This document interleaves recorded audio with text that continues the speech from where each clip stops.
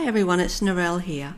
This is a card that I created recently using lots of products that I have in my stash at home, and what I wanted to do was challenge myself to recreate this card using embellishments that I've made using my Cricut Explore and homemade supplies such as texture paste and gesso. In another video in this series I showed you how I made my homemade gesso and texture paste, and I'll link to that below. You'll find the link to the Design Space cutting files that I created for this project below. Some of the images are free, and those that aren't free are included in the Cricut Access subscription. So the first thing I did was cut and assemble the flowers, and I'm going to show you how I did that now. So we're up to making the flowers, and you can see that I'm just taking off the pieces off my Cricut mat that I've cut from Design Space. So once you've done that, you're then going to go on and you're going to roll them. So here's my pieces that I've cut out. Now some of them are a little bit rough because my blade was a little bit blunt, but I'm okay with that, and you can see that I'm going to point out the bits that didn't cut out very well. So, but as I said, I'm okay with that because flowers aren't perfect. So I'm just going to go ahead, pick off the biggest pieces that should have cut, and then go ahead and roll them. So you can see that I've got my little tool there, and the two little prongs on the end there, I'm going to push over that first petal, and then give that a squeeze and make that part quite tight when you first start rolling, and then you roll either clockwise or anti-clockwise, it really doesn't matter, and I'll be back on screen in just a second. So then you keep rolling and rolling and rolling and rolling until you get to the end. So I've sped this bit up a bit, so it can be a little bit fiddly sometimes, but once you've got to the end, take off your little rolly tool, and then I give it a bit of a squeeze just to make sure that the bottom's nice and flat, and then turn that over, and okay, so there I've turned it over. Now I've put it into the palm of my hand, and I just give it a bit of a tap. That's just so that it unrolls just a little bit, so it's not so tight. So now I'll just fix up those outside petals, and then I'm ready to go and glue that bottom dot onto the bottom of the flower. Now I'm using some Aleene's tacky glue, but you could use any glue that you've got. You could also use a glue gun for this part. So now I'm just going to push that down there, and I'll just hold it for a few seconds just so that it takes hold, and then once it's done that, I'm going to turn that flower over again, and I'm just going to work those petals a little bit. So I just flip them, just spread them out a little bit so that they're not so tight to the center, and I just keep playing with that until I'm actually happy with it. Now I can go and crease some of those petals if I want to. It's entirely up to you what you do at this stage and what sort of results you want from your flower.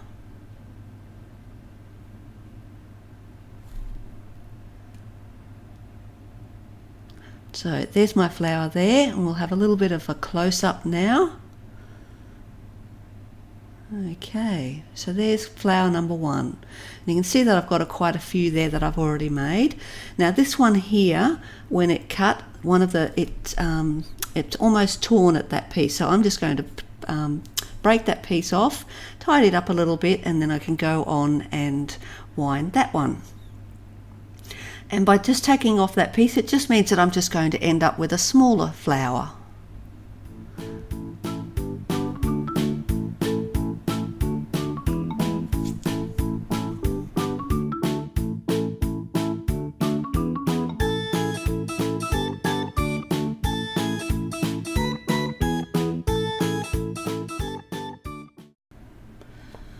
Now, some people like to spray their pieces before they start rolling their flowers. I'm not a huge fan because maybe I just use a little bit too much water, I'm not sure, but I just find them a little bit flimsy when I do that.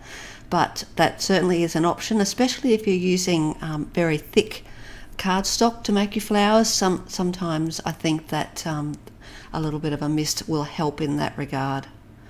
But I'll keep going with rolling these flowers, and then once we've done that, we're ready to move on.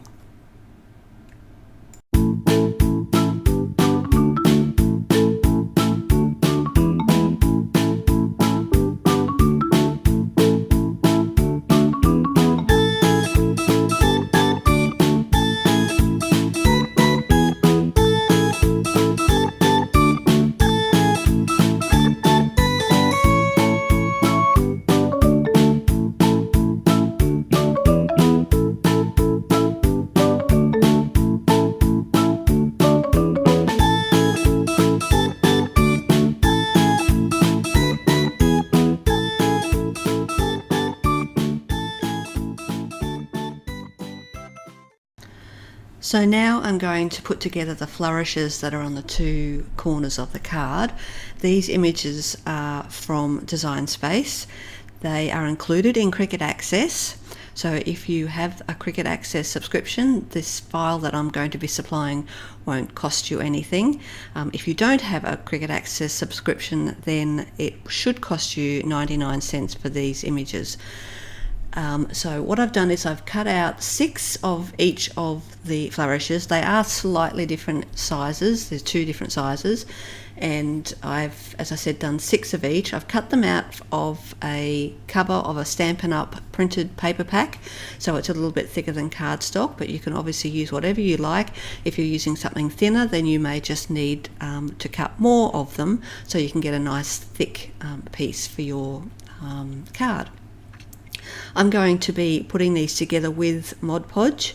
I could use the tacky glue, I could use any kind of glue or glue stick or anything like that, but I thought that this would be a little bit quicker, so I'm just putting it onto my non-stick craft mat, and I'm just giving it a coat of Mod Podge, and then I'm going to layer them together, one on top of the other. So the good thing about using a wet glue is that you've got time to move it around once you've stuck one to the other to make sure that they're lined up properly. So that's what I'm going to be doing here. So what I'll do now is I'll fast forward this so that we can get through this onto the next bit.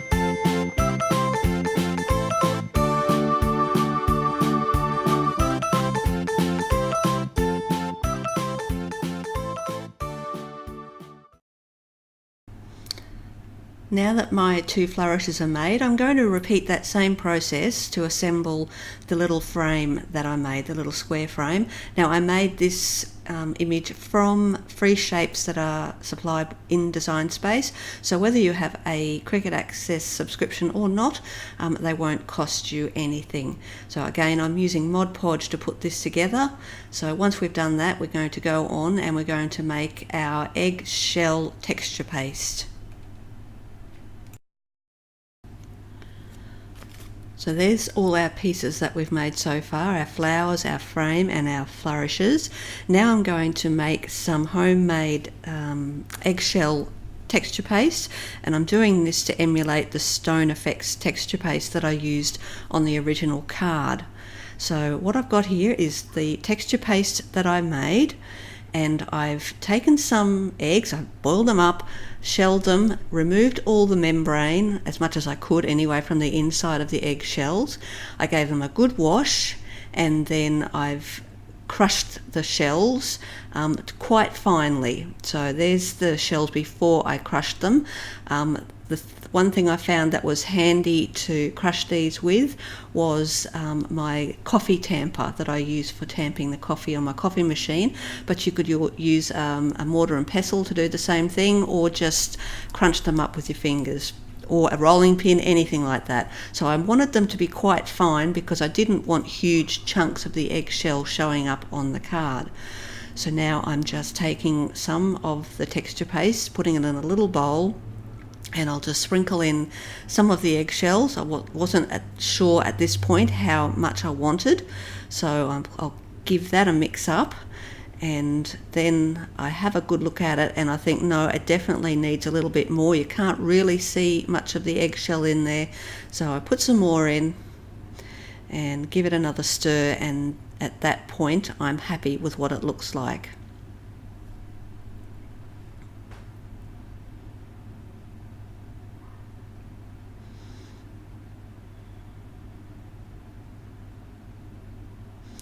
Okay, so you can't really tell, but there you go, there's a bit of a close-up, so you can just see the eggshells in there, but and it's nice and fine, so there's not huge chunks of shell in there.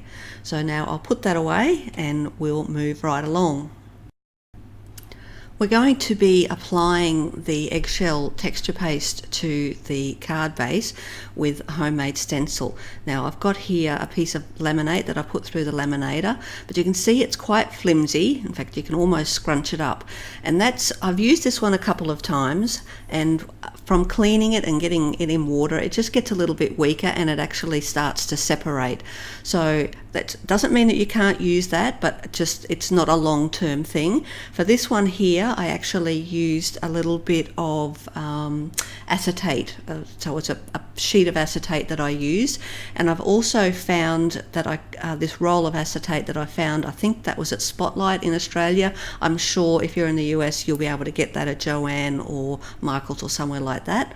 So that's what I would suggest you use. If you don't have that, but you do have laminate sheets, by all means go ahead and use one of those. Just it means that you may have to hold a little bit more steady so that it doesn't lift, and you may not get as much height in your texture paste. Now we're going to make the little fence from the front of the card.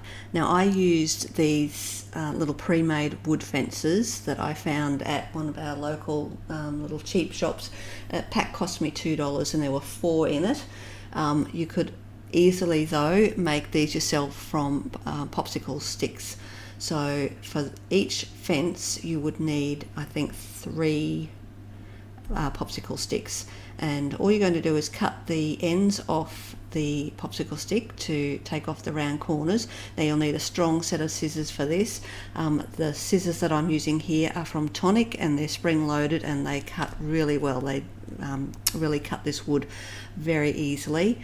I did use on another trial some Tim Holtz scissors.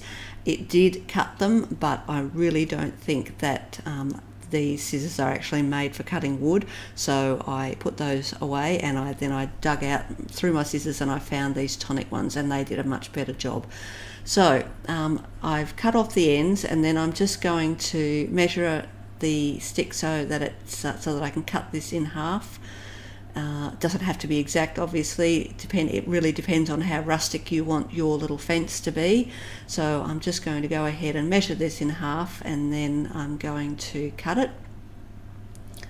And there is one.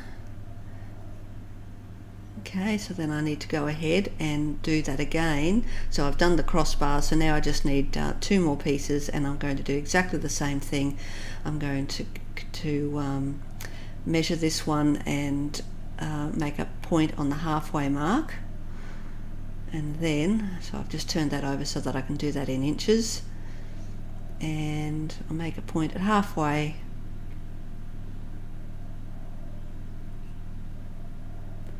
and then I'm going to cut that one in half,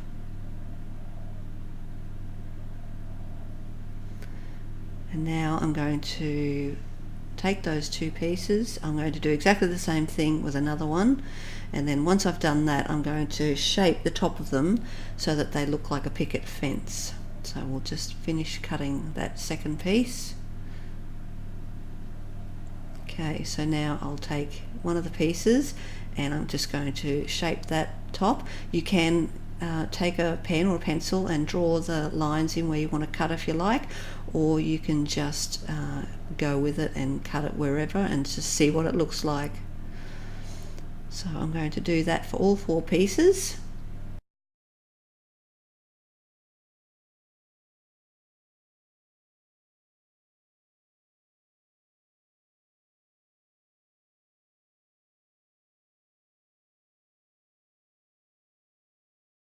So now I just need to assemble the 2 crossbars. We'll stick those on top of the 4 posts, and I'm just going to use my Aleene's tacky glue to do that. I'll use the original ones just as a bit of a reference, but just whatever you think looks good, just go with it. So I'll just put a spot of glue on the bottom of each of those posts.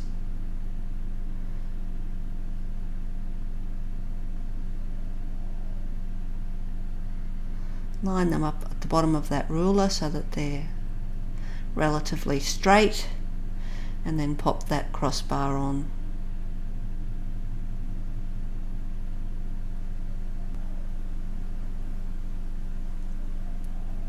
So now I'll go and put the top bar on. Again, a dot of glue on each of those posts. And make sure they're straight again before I go and put that bar on.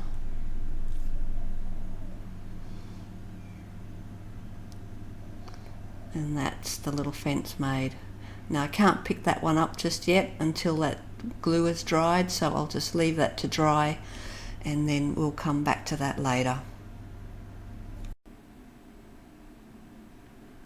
So now I've got pretty much all of my pieces ready.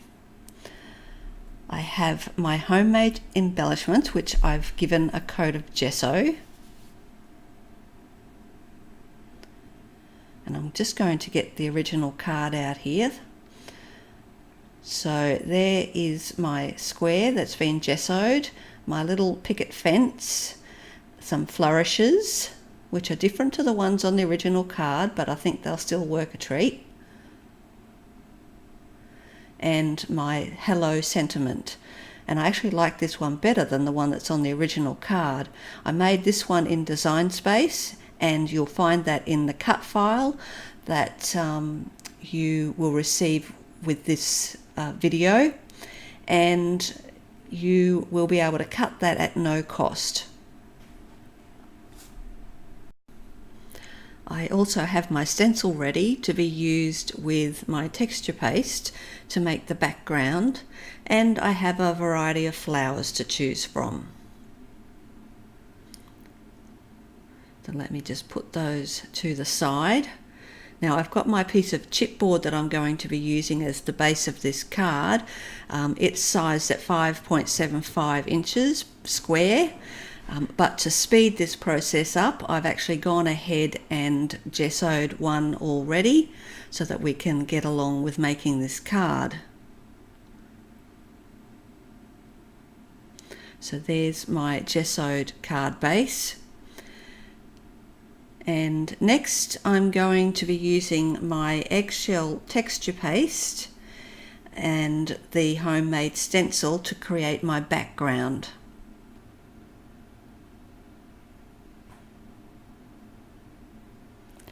So here's my Eggshell texture paste that I made, and so that it didn't dry out, I covered it with a piece of Glad Press and Seal. So those of you in the US will be very familiar with that. Not so much here in Australia, but I did manage to find some at Costco. So there's my Eggshell texture paste, and I'm going to be using a metal palette knife for this process. But you can of course use an old credit card or gift card, or a plastic palette knife, or a plastic picnic knife, anything like that. Whatever you have on hand will do the job just fine. So I'm going to line this up so that it's nice and straight, And then I'm going to hold the stencil down and take a nice scoop of the texture paste and just start spreading it over the stencil as if I was buttering toast. Now it doesn't have to be perfect, and you can decide how thick you want to spread this on. So if you want nice big thick bricks, then by all means make it thicker, but if you don't want that and you want to make your card a little less bulky, then by all means make that a little bit thinner. You can scrape it off if you think that you've put too much on there, and just scrape that back into your container. Now, unfortunately, I didn't realize that part of the stencil was out of shot when I was filming this, but hopefully you can get the idea from the part that you can see. So I'll continue to spread the texture paste until the entire stencil has been covered. Now also, if you don't want to cover the entire card base, that's quite all right. You might just want to put some of the texture paste in some of the corners, or some, just spread it around higgledy-piggledy. Again, it's all personal preference, and just do what you think looks good.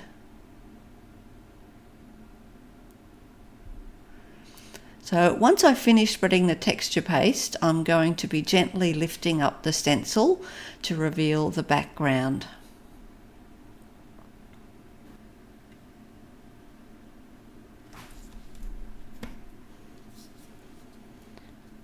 So there you go, I've just lifted the stencil, and you can get a bit of an idea of what this is going to look like.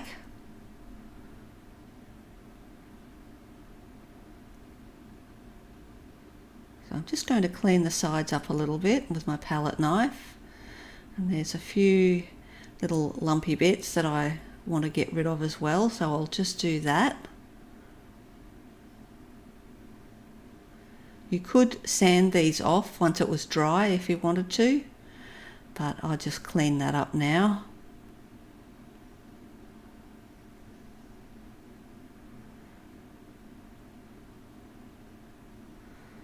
And there we go. So I'll show you a nice close-up of what this is going to look like. And I'm really happy with how it's turned out. It really does look like bricks. Just those little bits of eggshell poking through is such a good effect. I'm really happy with it. So I'll just clean up my surface and recover my texture paste so that I can use that on another project. And the next thing that I need to do is dry this. Now I could leave it to dry naturally, but I wanted to get a move on with this card. So I'm getting out my heat tool and I'm going to give it a good dry. I've got it sitting on a glass heating pad so that I don't melt the plastic that's underneath that's covering my table. So I'm giving it a good dry. Just remember not to hold it too close or that texture paste will bubble, and keep it constantly moving. And you'll see shortly that I got a little bit impatient, so I grabbed out my second heat tool and really got the big guns going.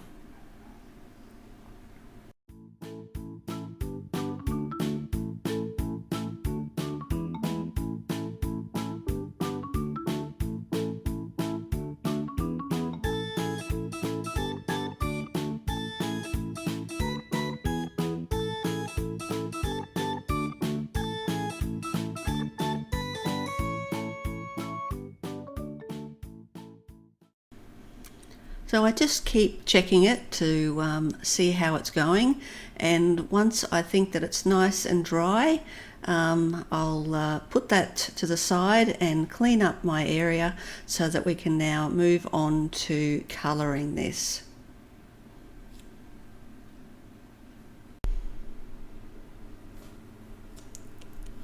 So here's my finished background.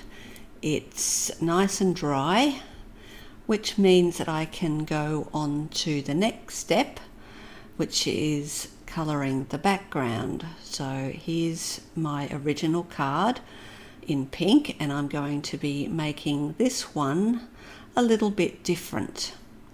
So I'm going to be using, in this case, a watercolor paint set.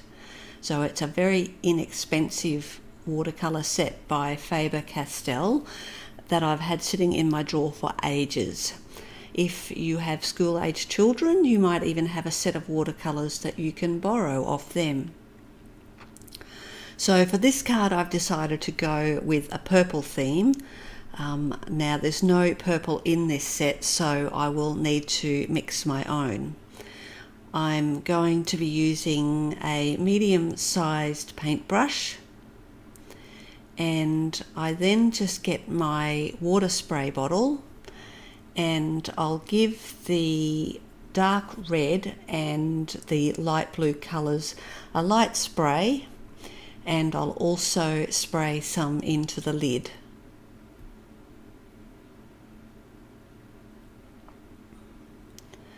So then I'm going to pick up some of the dark red on my brush and put that into the lid, and I'll keep doing that until I've got a pretty good puddle of red.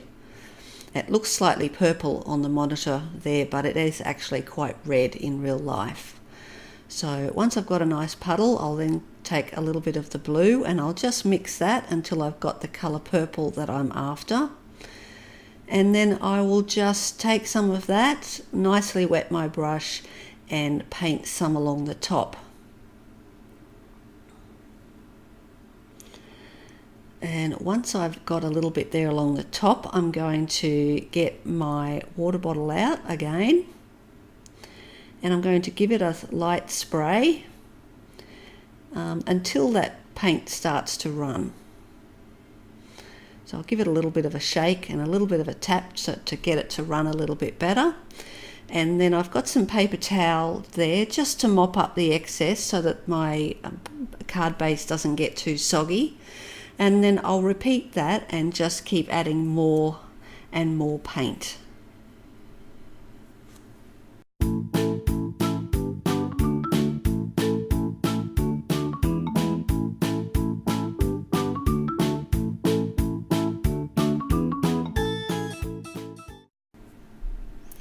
So every now and then I'll get my heat tool out and I'll completely dry it off, just so that the whole card base doesn't get too wet.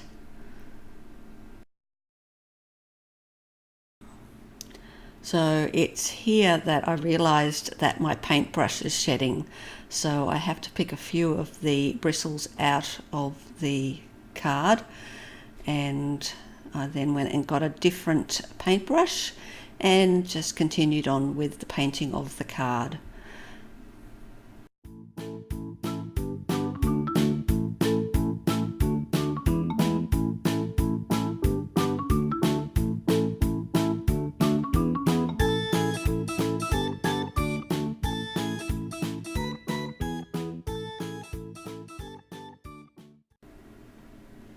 So my paintbrush is basically dry now, so I'm just using that just to dry brush over some of the bricks to make them a little bit darker, and then I'll also just go around the edges a little bit just so that the edges stand out a bit more. So now I'll just dry off my palette so that it doesn't leak everywhere and put that away, and we are ready to move on. So I'm looking at my original card to see what I need to work on next, and what I'm going to do now is I'm going to colour the square frame, and the way that I've decided to do that is with this light purple embossing powder from Zing. Now I could have coloured this in different ways. I could have used a purple ink pad, or I could have used some purple paint, but I have this embossing powder sitting there, so I thought if I have it, I should use it. And I really do like the shiny effect of embossing powder. So I'm taking my frame and I'm going to be putting it on top of a sheet of paper, and then I'm going to get my Versamark stamp pad. Now this is like a glue pad, and I stamp that all over my frame, and I want a good amount of Versamark on there so that the embossing powder will bond to it. So I just keep stamping that on until I know that I've got a lot on there. Then I'll take my embossing powder and I'm going to sprinkle that all over the frame. You can use as much as you like, but make sure you use enough. Don't be sparing with this. You really do need to add a lot so that it covers it completely. And then you lift that up out of the embossing powder. Just give it a bit of a shake or a bit of a flick to get anything excess off. I have noticed that I did need to dip some of the sides back into this for some reason. But that doesn't always happen, so it might be that my embossing powder is actually getting a little bit old, or I didn't put enough Versamark on the frame. So now I'll just take that embossing powder and I'm going to tip the rest back into the little canister, and that can then be used another time. And give that a shake to get that off, and you'll see some that's still on there, and that's because it's actually stuck to the Versamark ink that went onto that paper when I was stamping the frame. So now I'll get my frame back onto that paper, and I'm actually going to get my glass mat here. Again, I don't want to melt my plastic mat that's underneath. So I'll place that on there. I'll get my heat gun in a minute, but what I'm also going to do is get this background stamp, and I've got that ready because after I've heated the embossing powder, I'm going to stamp that stamp onto it. So I've grabbed my heat gun and I'm going to be using that to melt the embossing powder onto my frame.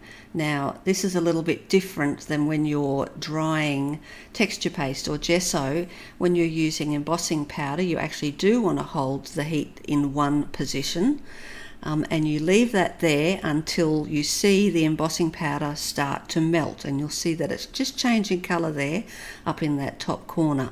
Once that starts to happen, then move your gun onto a next spot, and again wait for that to melt, and you keep doing that until all of the embossing powder has been melted.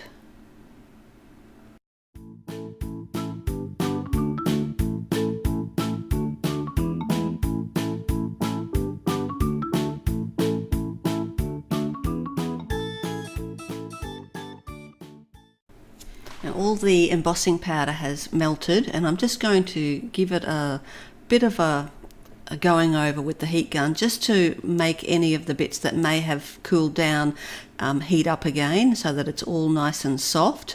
And once I've done that, I'm going to get my stamp there and I'm going to push it down on top of the frame and really push that stamp into the frame there.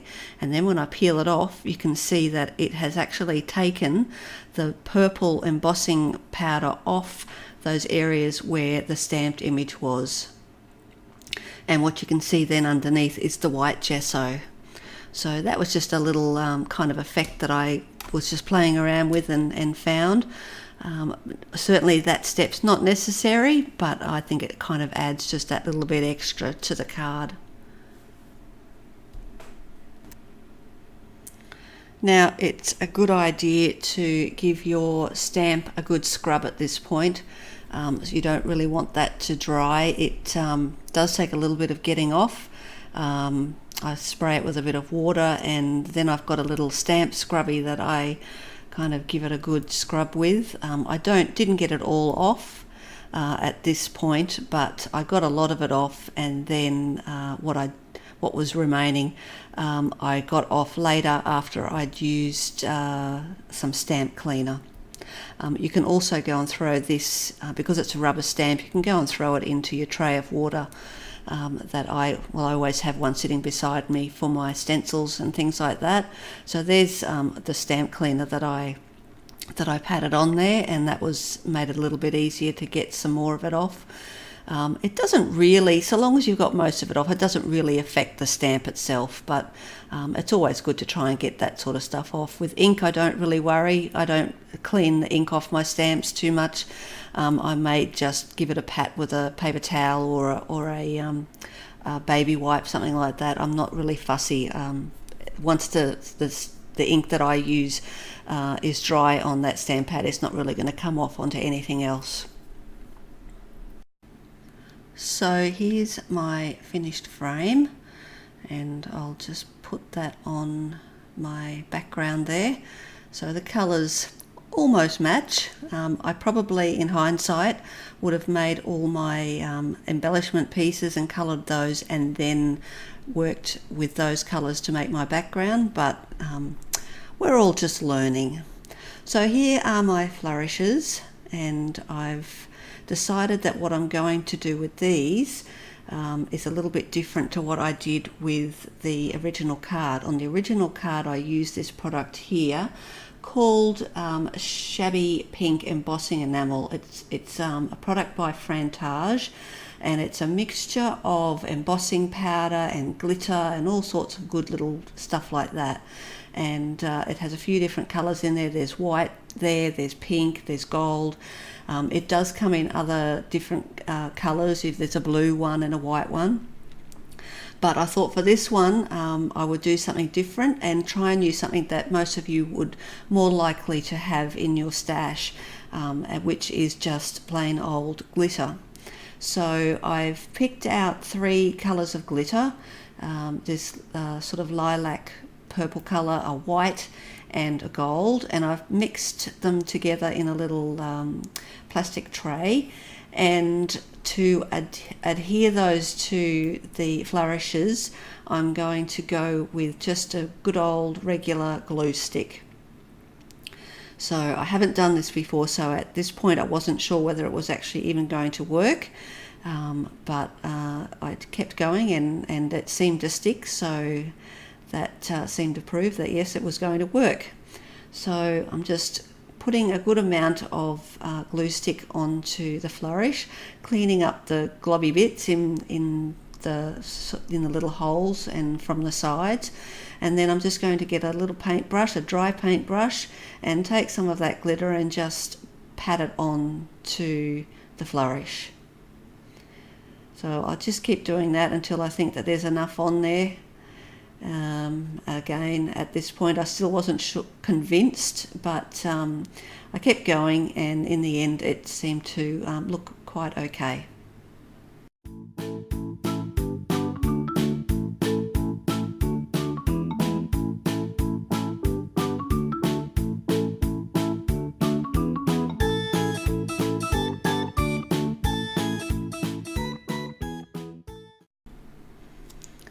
So there's my 2 pieces. I'll just add a little bit more here and there, and then I'll give you a little close-up on what they look like.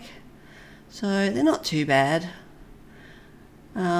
Maybe I might have actually just sprinkled the glitter all over the top, so made a bigger batch and totally covered them, and they might have looked a little bit better. I'm not sure. It's something different. So that's the flourishes done, and we'll move on to our next embellishment, but I'll just clean this mess up first. Next I'm going to do the same sort of process to my Hello sentiment. So I'm going to be covering it with gold embossing powder this time. So again, I get my Versamark ink pad out, and I'm going to really push that into the stamp pad so that it's really well covered. And then once I've done that, I'll lay that down, give it a little bit more, and then I'm going to cover that with the gold embossing powder. So again, I sprinkle a good lot over that. It doesn't matter, you're not wasting it, because what you don't use goes back into the pot. So totally cover it, and then we'll pick that up, shake off the excess, and I'll use my trusty Cricut spatula to pick that up. And again, if there's any pieces that aren't covered, I can add some more just by dipping it back into there. And I'll put that to the side so that I can remove the excess back into the pot.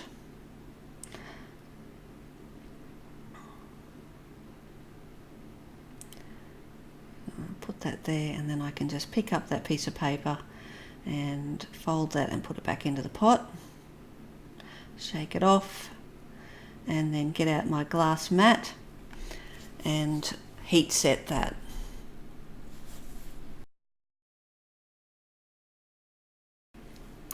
So I'm back after having some little camera problems, but here is my finished little Hello embellishment that I've used the gold embossing powder on, and I think that it looks really good. I really do like this one better than the one that I actually purchased.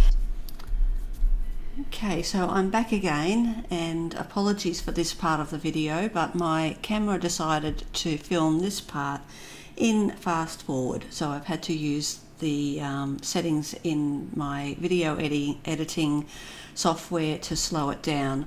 So anyway, where we are now is we're going to be painting the little picket fence that I made, and I could have used different mediums to do this, but I decided this time that I was going to try and make my own alcohol ink. So I got a little spray bottle, and what I've put in there are some food colorings. So you'll see those just shortly when I get the little box out. So there's the little boxes of food color, and I've taken the blue and the red, and I put a few drops of each, more red than blue, into that bottle, and then added some rubbing alcohol. So I'm just adding a little bit more there because I have used some, and I wanted enough there so that I wasn't going to run out as I was spraying it. So I'll pop that back in and just give it a little bit of a shake. I'm just going to test it on this piece of cardstock here just to see what my colour's like, and work out whether I need to add any more red or blue. And I think at this stage I decide that it's close enough, and I then get my little picket fence and start to spray.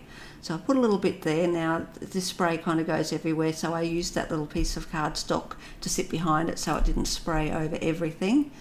And then I've got a little wet one there that I'm just patting off the excess there, and it takes some of that excess alcohol ink off onto the wet one there. So I'm going to put that there just to see what my colour's like, and then decide whether I want to add any more colour and make it darker.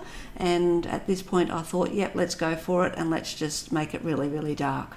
So I added more there, and then I just again pat off the excess, take off what I don't want. I think I've got just a paper towel there because I didn't want to put any more moisture onto it. Gave it another spray until I was happy with how it actually looked. So at this point I think I'm pretty much there. It's nice and dark. I'll just pat off the excess. There's a little bit dripping down the bottom there, so I'll just clean that up and give it a dry with the heat gun, and pretty much call that part done.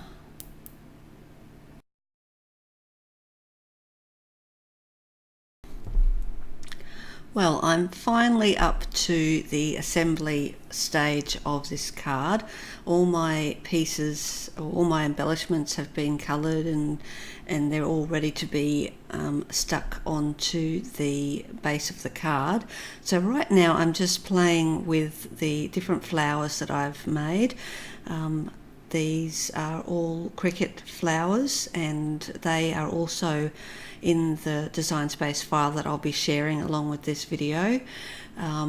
They are all included in Cricut Access. So again, if you have a subscription, this entire file will be free for you to cut. Each flower, though, if you don't have a subscription, is 99 cents. there are about 3 or 4 different flowers in that file, but if you only want to use one, then I think that would work just as well, and then that would only then obviously cost you 99 cents. You would just delete the images out of the file that you don't want to cut. So here I am, I'm just playing around with the positioning of the flowers. So I had put them on the opposite corners to how I had them on the original card. So now I'm just moving those back, just playing around just to making sure that I like the placement of them. And once I'm happy with that, then I'm going to go ahead and I'm going to stick them onto that purple background. So here are my 2 finished cards, and there's the purple one on the right is the one that I created using mostly homemade embellishments, and I also used homemade texture paste, homemade gesso, and then just some very cheap watercolor paints to do the colored background. As I said before, I used a glue gun to attach my embellishments to the background. When you're using or gluing paper to paper, it's quite okay to use a glue gun. It's a very quick way to do that, and it really does stick very well. But if I had heavy embellishments, so for example metal embellishments or things like that, it's probably not the best thing to use. You can certainly use a glue gun, but just make sure you use it in conjunction with some other form of adhesive, just so that everything sticks really well. So hopefully you enjoyed the video and you got a little bit out of what I've shown you today. I hope you learned a few different little ways to do things, and I hope also that you're challenged to then go and create something yourself, whether it's the same card using the cut file that I've supplied, or whether it's something totally different but using some of the methods that I've shown you today. So thank you so much for watching, and I hope that you'll join us over at Cricut Explore and More for more of our Mixed Media Monday series. Bye for now.